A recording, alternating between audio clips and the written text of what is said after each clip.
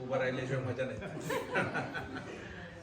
पप्पा तुम्हाला 90व्या वाढदिवसाच्या खूप खूप शुभेच्छा. म्हणजे मला खूप आनंद होतोय की आपण इथे सगळे जमलो आहोत आणि पप्पांचा 90th बर्थडे सेलिब्रेट करतोय. आणि अर्थात स्नेहल म्हणाली तसं आपल्याला 100वा पण करायचा आहे आणि होपफुली त्यावेळेला सचिन, रुची, चिन्मय पण असतील. आज ते काही येऊ शकले नाही, तर त्यांच्याकडनं तुम्हाला वाढदिवसाच्या शुभेच्छा. आठवणी सांगायच्या झाल्या म्हणजे 12वी पर्यंतच्या काही थोड्या आठवणी आहेत आणि त्याच्यानंतर डायरेक्ट तुम्ही कॅनडाला आले ते त्या वेळेच्याच आठवणी आहेत. कारण मधल्या काळात माझं MBBS आणि नंतर लग्नानंतरही काही जास्त आपला सहवास नव्हता. पण 2012 नंतर तुम्ही कॅनडाला 21 पर्यंत जेव्हा होतात, नॉट ऑल द टाइम पण बहुतेकचा वेळ तो आम्ही खूप एन्जॉय केला. आणि आम्ही सगळ्यांनीच, सचिन आणि मुलांना पण, आणि रुची मेनली खूप लहान होती तेव्हा तिने खूप तुमचा दोघांचा पण सहवास खूप एन्जॉय केला आणि तुमच्याकडनं ती खूप शिकली. चिन्मय तसं खूप कमी बोलतो आणि शाळेत बिझी असायचा, त्यामुळे माहिती नाही त्याच्याबद्दल.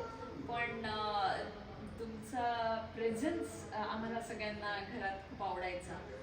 आणि अजून पुन्हा कधी येता आलं तर तो आवडेलही, पण ते बघूयात नंतर. लहानपणच्या आठवणी सांगायच्या म्हणजे एकदा मला असं विचारलं, सगळे असे गप्पा मारत बसलो होतो. आमचे आजी नव्हती, आजोबा आणि आम्ही सगळ्या बहिणी वगैरे. मला विचारलं, तुला आई जास्त आवडते का पप्पा?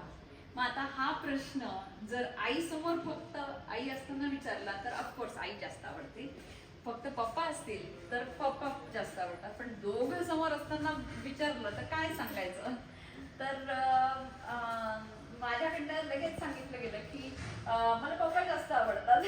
आणि मग माझ्या लक्षात आलं, अरे बापरे, आता पुन्हा गाडगीमध्ये आणि ते स्पॉन्टेनियसली मी सांगून टाकलं. म्हणलं, सगळे म्हणले, अरे असं कसं, तुला आई कशी काय नाही आवडत? तर त्याचं मेन कारण त्यावेळेला असं होतं, मी काहीतरी 6-7 वर्षाची होती. म्हणजे 6-7 नाही, किती 7-8 वर्षाची असेल, माईकच्या पेक्षा थोडीशी लहान असेल.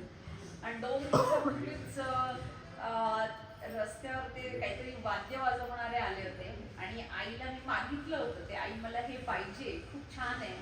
तर आई नाही म्हणाली. आणि आई मला असं वाटलं की आईने ते मला निग्लेक्ट केलं होतं. नाही, काय म्हटलं की तुला ते वाजवता येणार नाही तर कसं घ्यायचं. तर आणि मला त्यावेळेला असं वाटलं की हो, पप्पा असते ना तर पप्पाने मला लगेच घेऊन दिलं असतं. म्हणून मला पप्पा जास्त आवडतात असं मी त्यावेळेला सांगून टाकलं.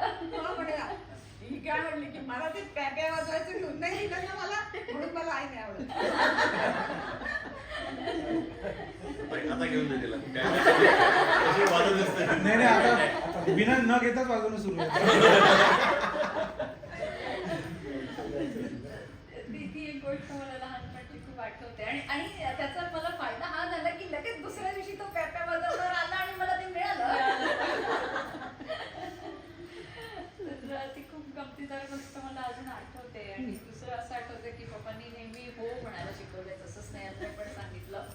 ते आमच्या सगळ्यांच्या मनामध्ये असं त्यांनी बिंबवलंय की काही झालं ना तरी ते हो म्हणायचं, नाही तर बघू म्हणायचं आणि वेळ टाळून द्यायची. नंतर तुम्हाला जे पाहिजे तेच करायचं.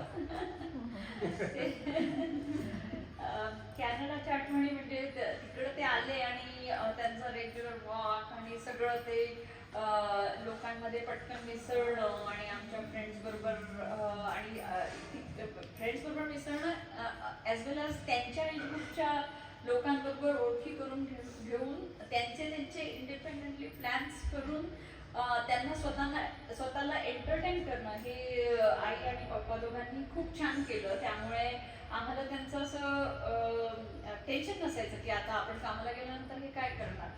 ते व्यवस्थित त्यांना एंटरटेन करायचे आणि ते खूप त्यांच्याकडनं शिकण्यासारखं आहे की आपण म्हणजे आता बहिणी आणि सगळ्या त्या जर गेल्यात, आपण सगळ्या बहिणी आणि मी सुद्धा मुलांकडे गेल्यानंतर मुलांना आपल्याला एंटरटेन करायला लावण्यापेक्षा आपण स्वतः त्यात काहीतरी मार्ग शोधून एंटरटेन करून घ्यावं. हे आई आणि पप्पांकडनं शिकण्यासारखं खूप आहे. अजून काय बोलतायत? बाकी तर म्हणजे सगळ्यांना माहितीच आहे की आईचं गाणं खूप छान असतं आणि त्यामुळे आई असं घरात छान एन्व्हायरमेंट ठेवते आणि पप्पा पण आईचं गाणं खूप एन्जॉय करत असतात नेहमीच. तर त्यामुळे ते दोघे खूप खुश असतात आणि तसंच आपण सगळ्यांनी पण राहावं असं मला वाटतं. सचिन आज ते येऊ नाही शकले, पण त्यांनी त्यांच्या शुभेच्छा आणि मुलांनी पण त्यांच्या शुभेच्छा पाठवल्या आहेत. तर मी आता जिजाजींना अशी रिक्वेस्ट करते की त्यांच्या शुभेच्छा द्याव्या.